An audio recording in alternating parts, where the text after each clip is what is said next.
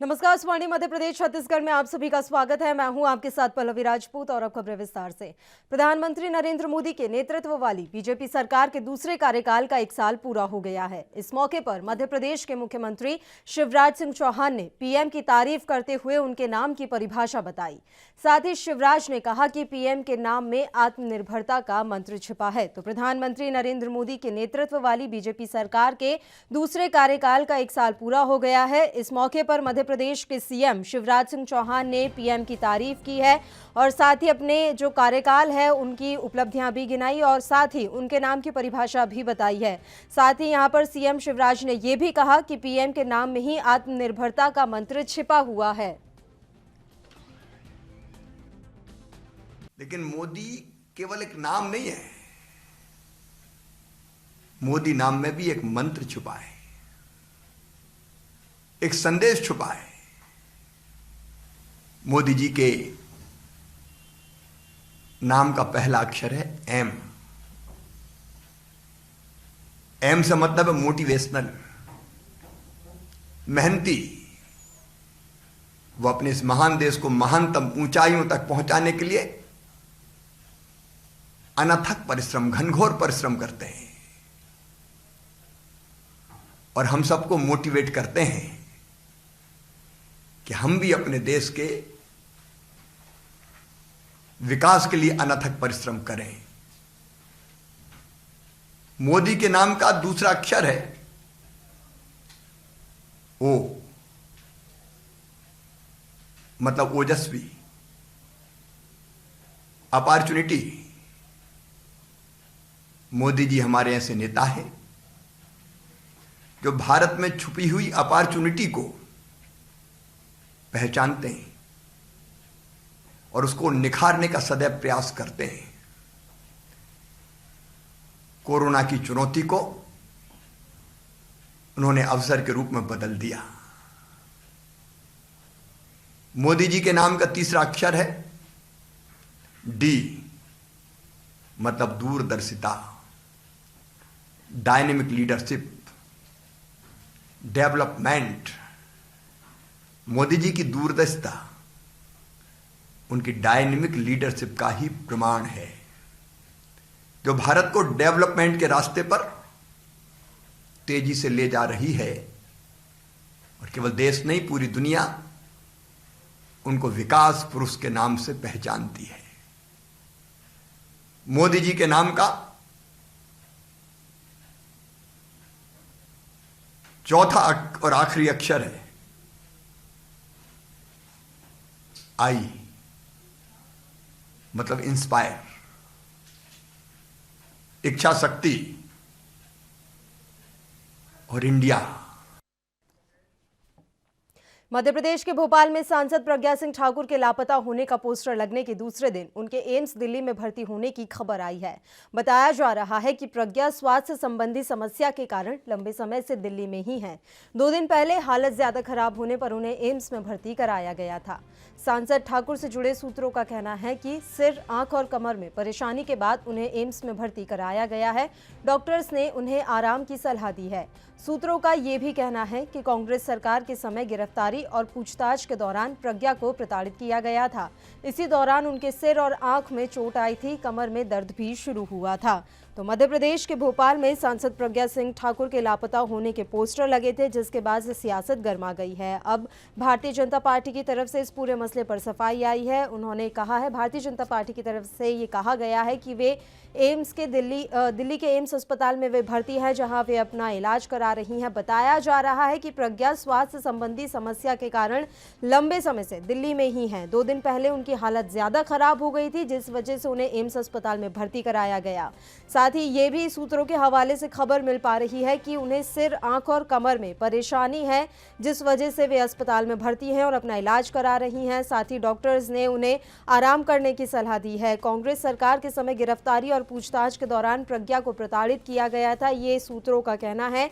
साथ ही उन्होंने ये भी बताया कि इस दौरान उनके सिर और आंख में चोट आई थी, कमर में भी दर्द शुरू हुआ था और अब ये तकलीफ ज्यादा बढ़ गई है। पिछले 2 दिन से उनकी हालत ज्यादा गंभीर है, इस वजह से उन्हें दिल्ली के एम्स में भर्ती कराया गया है। मध्य प्रदेश में कोरोना वायरस का प्रकोप खत्म होने का नाम नहीं ले रहा। राज्य में संक्रमित मरीजों की संख्या 7,645 हो गई है। वहीं प्रदेश में कोरोना का संक्रमण अब 51 जिलों में पहुंच चुका है। प्रदेश में कुल एक्टिव मरीजों की संख्या घटकर 3,042 हो गई है।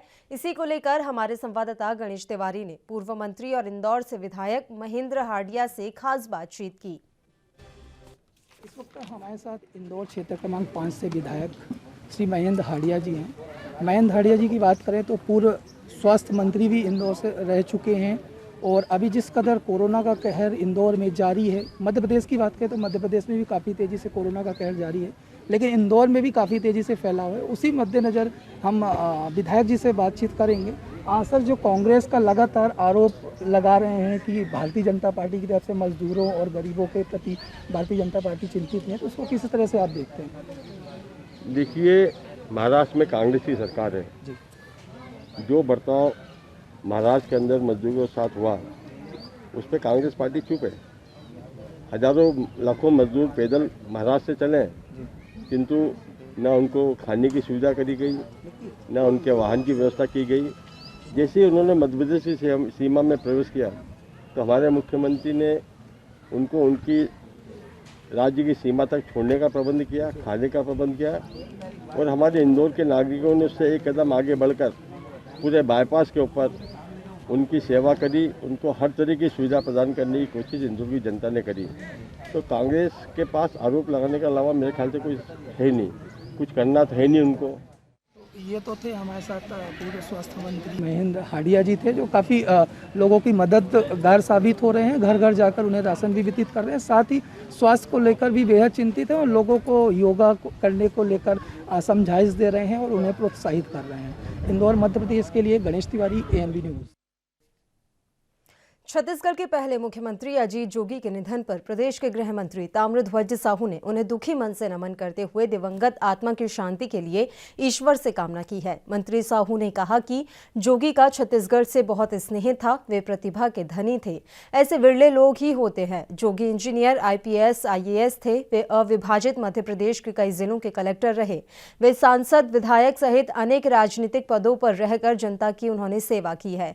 उन्होंने शोक संतृप्त परिवार के प्रति भी अपनी संवेदना प्रकट की। तो छत्तीसगढ़ के पहले मुख्यमंत्री अजीत जोगी के निधन पर प्रदेश के गृह मंत्री ताम्रध्वज साहू ने उन्हें दुखी मन से नमन किया है और दिवंगत आत्मा की शांति के लिए ईश्वर से कामना भी की। मंत्री साहू ने ये कहा कि जोगी का छत्तीसगढ़ से काफी स्नेह था, वे छत्तीसगढ़ से काफी लगाव रखते थे, वे प्रतिभा के धनी थे और ऐसे लोग विरले ही होते हैं।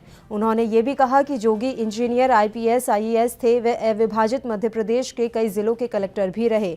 वे सांसद, विधायक सहित अनेक राजनीतिक पदों पर रहे और उन्होंने जनता की अपने मन से, तहे दिल से सेवा की। दुखद समाचार मिला कि हमारे प्रदेश के प्रथम मुख्यमंत्री माननीय जोगी जी का देहावसान हो गया। छत्तीसगढ़ के लिए ये बड़ा दुखद समाचार है। प्रथम मुख्यमंत्री बनने का उनको सौभाग्य प्राप्त हुआ। पूरा जीवन गरीबों के हितों को संवर्धन करने के लिए उन्होंने लगाया। बिरले व्यक्ति होते हैं जिनको जीवन काल में बहुत सारी उपलब्धियां एक साथ हासिल होती हैं। इंजीनियर बनना, IPS की डिग्री लेना, IAS बनना, अविभाजित मध्य प्रदेश में बड़े बड़े जिलों के कलेक्टर के रूप में काम करके उपलब्धि हासिल करना, राजनीति के क्षेत्र में राजीव जी के द्वारा उनको लाया गया। एक व्यक्ति अपने जीवन काल में अनेक पद, जैसे राज्यसभा सदस्य, लोकसभा सदस्य, राष्ट्रीय प्रवक्ता से लेकर के SC प्रकोष्ठ का नेशनल चेयरमैन, मुख्यमंत्री, बड़े बड़े पदों पर रहना और अपनी उपस्थिति दर्ज करना, छत्तीसगढ़ के प्रति अगाध स्नेह उनका रहना, ये बड़ी अच्छी बात हम लोगों ने उनमें देखी। मैं बहुत अधिक नहीं कह करके दुखी मन से अजीत जोगी जी को नमन करता हूँ। उनकी आत्मा को सद्गति प्रदान करें, ईश्वर से कामना करता हूँ और अपना श्रद्धा सुमन अर्पित करता हूँ।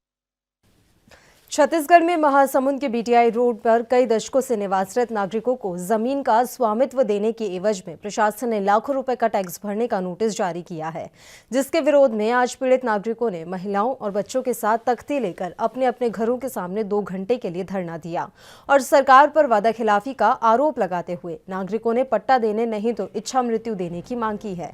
मामले को लेकर महासमुंद एसडीएम का कहना है कि अतिक्रमण को विस्थापन के लिए यह नोटिस दिया गया है। इसके साथ ही उन्होंने सांकेतिक प्रदर्शन को लेकर खुद को अनजान बताया। साथ ही 27 लोगों को नोटिस देने की बात कही और धरने की बात को नकारते हुए घर के मुखियों द्वारा सहमति देने की बात कही गई है। तो ये पूरा मामला है छत्तीसगढ़ के महासमुंद का, जहां बीटीआई रोड पर कई दशकों से निवासरत नागरिकों को जमीन का स्वामित्व देने की एवज में प्रशासन ने लाखों रुपए का टैक्स भरने का नोटिस जारी किया है, जिसके विरोध में आज पीड़ित नागरिकों ने महिलाओं और अपने बच्चों के साथ तख्ती लेकर अपने अपने घरों के सामने 2 घंटे के लिए धरना दिया है और सरकार पर वादाखिलाफी का आरोप भी लगाया है। इसके साथ ही नागरिकों ने कहा है कि या तो सरकार उन्हें पट्टा दे दे, नहीं तो वे इच्छा मृत्यु की मांग कर रहे हैं।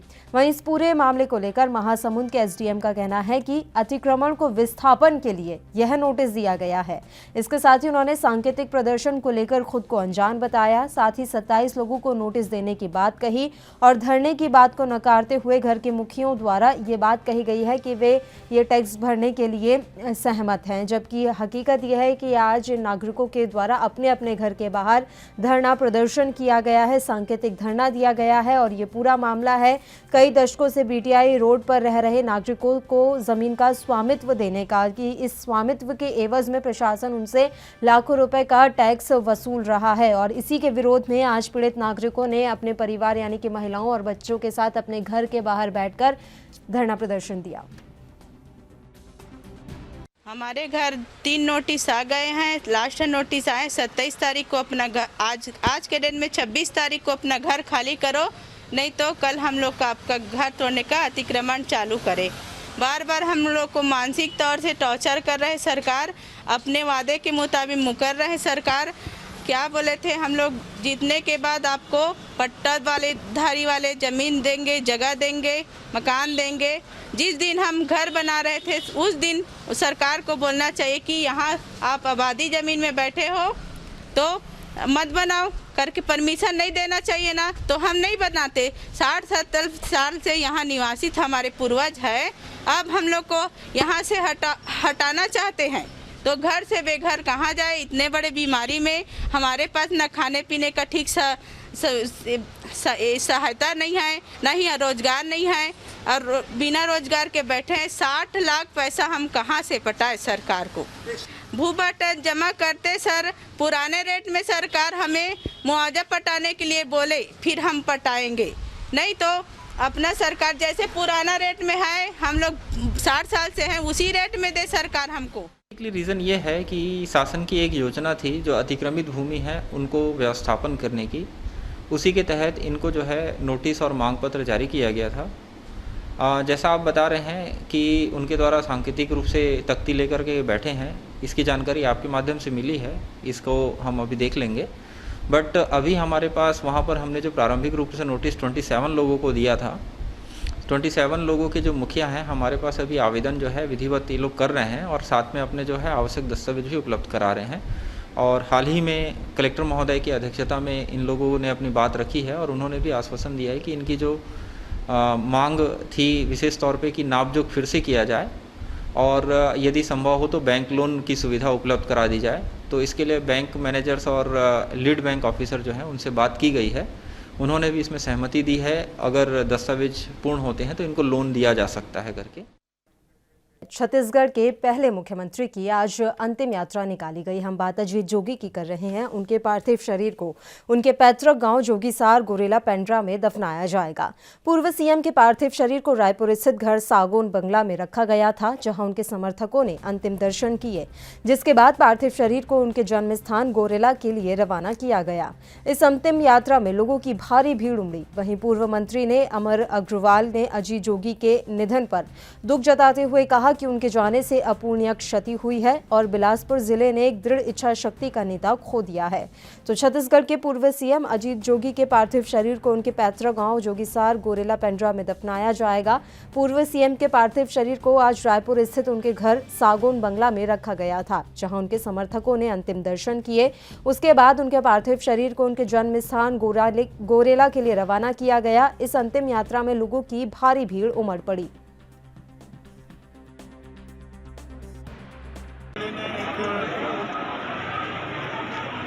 दृढ़ इच्छा शक्ति का नेता खोया है। उनके प्रशासन को, उनके कार्य को कभी छत्तीसगढ़ के वासी भूल नहीं पाएंगे। मैं उनको श्रद्धांजलि दूँ। कोई ऐसी यादें जो आपके साथ खास रही होगी जब भी मुलाकात? बहुत बार मुलाकात हुई, बहुत सी यादें हैं, लेकिन हमेशा उनकी जो दृढ़ इच्छा शक्ति, हमेशा वो कहते थे कि अपने में कोई कमी हो या कोई अपने को अवसर नहीं मिले। अनेकों उदाहरण हैं जिनके आधार पर हम अपने जीवन में सफलता पा सकते हैं। हमेशा एक दृढ़ इच्छा शक्ति का पालन, दूसरा जिससे भी मिलना, एक पारिवारिक भाव में मिलना और अपना बना लेना उनकी खूबी रही। और किसी भी परिस्थिति में जूझते रहना और सफलता प्राप्त करना अगर किसी से सीखा जा सकता है तो जो भी किसी से सीखा जा सकता है। मैं उनके परिवार के प्रति अपनी संवेदना व्यक्त करता हूँ और उनके चरणों में अपनी श्रद्धांजलि।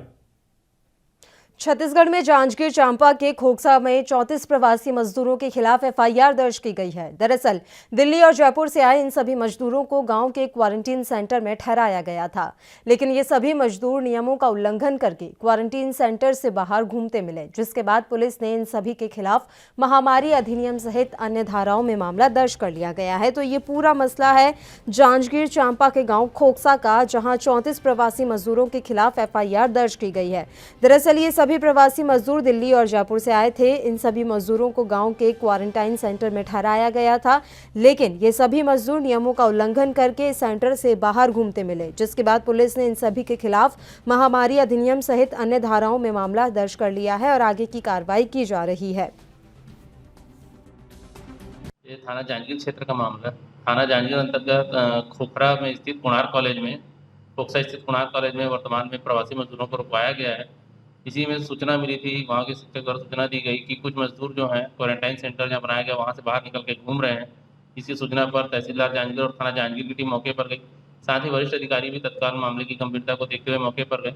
वहाँ जाकर वहाँ पे जो प्रभारी ड्यूटी कर रहे थे उनके द्वारा बताया गया कि लगभग 30-35 की संख्या में मजदूर जो हैं कुणार कॉलेज से बाहर निकल बाहर घूम रहे थे, जो क्वारंटीन के नियम की अवज्ञा है, जिस पर से थाना जांजगीर में 188-34 भादवी के तहत बाहर घूमने वाले मजदूरों के खिलाफ अपराध पंजीबद्ध किया गया है और मामले में विवेचना जारी है।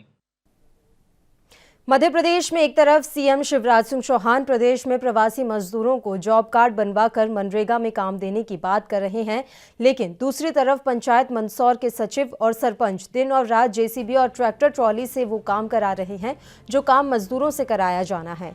बता दें कि सीएम शिवराज सिंह के आदेशों का पालन पंचायतें नहीं कर रही हैं। दरअसल पंचायतों में सरपंच और सचिव जेसीबी से काम कराएंगे तो फिर मजदूरों को काम नहीं मिल पाएगा। तो मध्य प्रदेश के सीएम लगातार ये कोशिश कर रहे हैं कि जो श्रमिक हैं उनको काम मिल सके, उन्हें रोजगार मिल सके, और इसके लिए सीएम खुद प्रवासी मजदूरों को जॉब कार्ड बनवाकर मनरेगा में काम देने की बात कर रहे हैं। लेकिन दूसरी तरफ पंचायतों की मनमानी है। पंचायत मंदसौर के सचिव और सरपंच इसी का उदाहरण है, जो दिन और रात जेसीबी और ट्रैक्टर ट्रॉली से वो काम करा रहे हैं जो काम मजदूरों से कराया जाना है। ऐसे सीएम शिवराज सिंह के आदेशों का पालन ये पंचायतें नहीं कर रही हैं, जो कि साफ तौर पर नजर आ रहा है। मध्य प्रदेश के जबलपुर में कोरोना वायरस से संक्रमित मरीजों का ग्राफ बढ़ा है। जबलपुर के अब ग्रामीण क्षेत्रों में भी कोरोना पॉजिटिव मरीज मिल रहे हैं।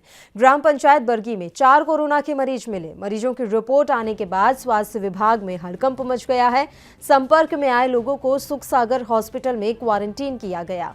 साथ ही प्रशासन ने बरगी पंचायत को सील कर दिया है। इसकी पुष्टि मुख्य चिकित्सा अधिकारी मनीष मिश्रा ने की। तो मध्य प्रदेश के जबलपुर का ये मामला है, जहां लगातार कोरोना वायरस से संक्रमित मरीजों का आंकड़ा बढ़ता ही जा रहा है। जबलपुर के अब ग्रामीण क्षेत्रों में भी कोरोना पॉजिटिव मरीज मिल रहे हैं। अब ग्राम पंचायत बरगी में 4 कोरोना के मरीज मिले। मरीजों की रिपोर्ट आने के बाद स्वास्थ्य विभाग में हड़कंप मच गया। संपर्क में आए लोगों को सुख सागर हॉस्पिटल में क्वारंटीन किया गया है। मध्य प्रदेश के शिवपुरी जिले में टिड्डियों के झुंड ने फसल को बर्बाद करना शुरू कर दिया है। टिड्डियों से परेशान किसानों का कहना है कि टिड्डियों ने हमारी फसल को नष्ट कर दिया। शेष फसल को बचाने के लिए हमने एहतियाती उपाय किए हैं, जैसे कि कीटनाशकों का छिड़काव, ड्रम और बर्तनों की मदद से ध्वनि उत्पन्न करना। इसके साथ ही किसान ने कहा कि हालांकि अब क्षेत्र से ये झुंड गुजर चुका है, तो इस समय मध्य प्रदेश में टिड्डी दल का आतंक साफ तौर पर नजर आ रहा है। शिवपुरी जिले में टिड्डियों के झुंड ने फसल को काफी हद तक बर्बाद कर दिया है। टिड्डियों से परेशान किसानों का कहना है कि टिड्डियों ने हमारी फसल को नष्ट कर दिया। शेष जो फसल बची हुई है उसके बचाव के लिए हमने एहतियाती उपाय किए हैं, जैसे कि कीटनाशकों का छिड़काव, ड्रम और बर्तनों की मदद से ध्वनि उत्पन्न करना। इसके साथ ही किसानों ने ये भी जानकारी दी कि हालांकि अब इस क्षेत्र से ये टिड्डियों का झुंड गुजर चुका है। झुंड आया तो मूंग की फसल बढ़िया पकी पकाई खड़ी थी, उसके पूरे पत्ते साफ कर गए। और क्या नुकसान हुआ है? उसके साथ क्षेत्र में नुकसान, बहुत नुकसान हुआ है। पत्ते खाने से पूरे नई जो कोपे निकल रही थी वो सब साफ हो गई। अब उसकी पैदावार खत्म हो जाएगी। आप इससे बचाव के लिए क्या प्रयास कर रहे हैं? बचाव के लिए तो हमने तो तालियां बजाई, कुछ पटाखे चलाए, इधर उधर झाड़ झक्कड़ से भगाया। यहाँ पे प्रशासन द्वारा कुछ किया गया है? हाँ, कृषि विभाग ने 1-2 बार छिड़काव करने के लिए प्रयास भी किया था। एक बार दवा भी छिड़का उनके द्वारा। अब क्या स्थिति है? अब जा चुका है या अभी भी दिखता है टिड्डी के? अब तो टिड्डी ना के बराबर रह गया, जा चुका है यहाँ से, निकल गया यहाँ से। हमारे यहाँ पिछोर खनिया में टिड्डियों का प्रकोप पाया गया, जो यूपी बॉर्डर में चली गई और खनिया इधर कोलार और बदरवास में है तो वो राजस्थान में चली गई।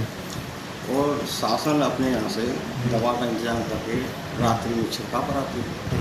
अच्छा सर, अभी किसानों को किस तरीके से क्या क्या नुकसान हुआ है या क्या अभी केवल वनस्पति पे नुकसान हुआ है और फसल तो खरीद में है नहीं। तो कैसे कुछ किसानों का नुकसान? नहीं, किसानों को भी नुकसान नहीं हुआ है, केवल वनस्पति का नुकसान हुआ है। अच्छा, नहीं मक्के वगैरह जैसे मूंग दाल आप बता रहे हैं? मक्का है, मूंग है, तो इस पर भी ज़्यादा नुकसान नहीं हुआ है। क्योंकि एक्चुअल में क्या है कि टिड्डी रात में बैठती जी, और रात में बैठती हैं तभी नुकसान होता है, तो उनको भगाने का इंतजाम शासन कर रही है। और किसानों के द्वारा भी ढोल मजीरे या थाली वगैरह लगा के भगा देती है। और रात में जहाँ ये बैठती हैं वहाँ शासन फायर ब्रिगेड है, स्प्रेयर है, ट्रैक्टर स्प्रेयर है, इससे छिड़काव कर रही है दवाओं का। सर, किसानों को किसी तरीके से कोई हिदायत या कोई चीज़ आपके द्वारा दी जा रही है किसी चीज़ की? रियायत तो हमारे यहाँ किसानों को ये दवा बताया जा रहा है, जैसे क्या चीज़ें मेलाथियन है, साइक्लोमेथ्रिन है, ये दवा छिड़काव करने की सलाह दी जा रही है और शासन कर भी रही है। उपलब्ध भी कराया गया है, यहाँ से काफ़ी मात्रा में उपलब्ध करा के और विकास खंडों में भेजा गया है। एमपी के रीवा जिले में टिड्डियों का खौफ देखने को मिला था, जिसके चलते किसान चिंतित दिखाई दे रहे हैं। शासन प्रशासन ने शोरगुल करवाकर टिड्डियों को भगाने का प्रयास किया। हालांकि टिड्डियों को भगाने में पूरा प्रशासनिक अमला कुछ देर तक तो बहुत तेजी के साथ मेहनत करता रहा, लेकिन लास्ट में हार मानकर वापस चला गया। कुछ ऐसा ही हाल मऊगंज में भी देखने को मिला, जहां पर एसडीएम, तहसीलदार सहित अन्य आलाधिकारियों ने टिड्डियों को भगाने का प्रयास किया।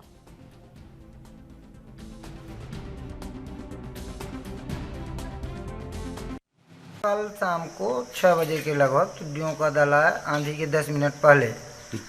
तब गांव वाले बताए, हम भी देखे, तब से भगाने का प्रयास किए। आंधी पानी के कारण नहीं भगा पाए, पर फिर उसके बाद एसडीएम महोदय कलेक्टर साहब को मैसेज किए। सुबह 6 बजे तहसीलदार दोनों, एसडीएम साहब, सेक्रेटरी, सचिव, सरपंच सब मिलके लगभग 10 बजे तक भगाए। उसके बाद पंचायत इंस्पेक्टर, पीसीओ, पटवारी ये आए।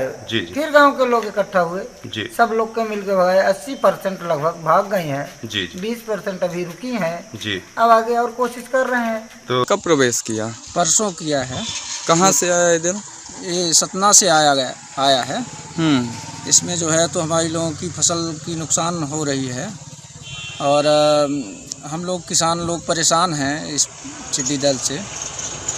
शासन प्रशासन के द्वारा कोई बचाव कार्य किया जा रहा है? अभी तो फिलहाल कुछ नहीं किया जा रहा है। और आप लोगों के द्वारा?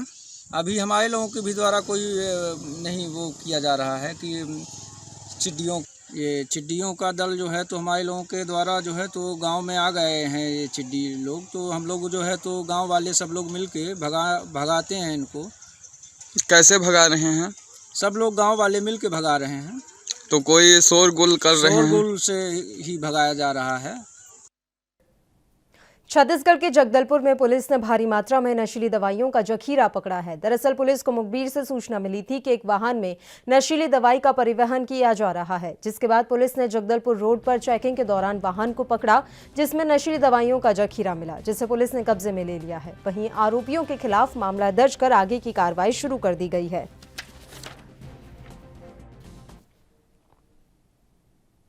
और इस बुलेटिन में फिलहाल के लिए इतना ही। मुझे दीजिए इजाजत। देश प्रदेश के तमाम ताज़ा और अहम खबरों के लिए आप देखते रहिए ANB न्यूज़। नमस्कार।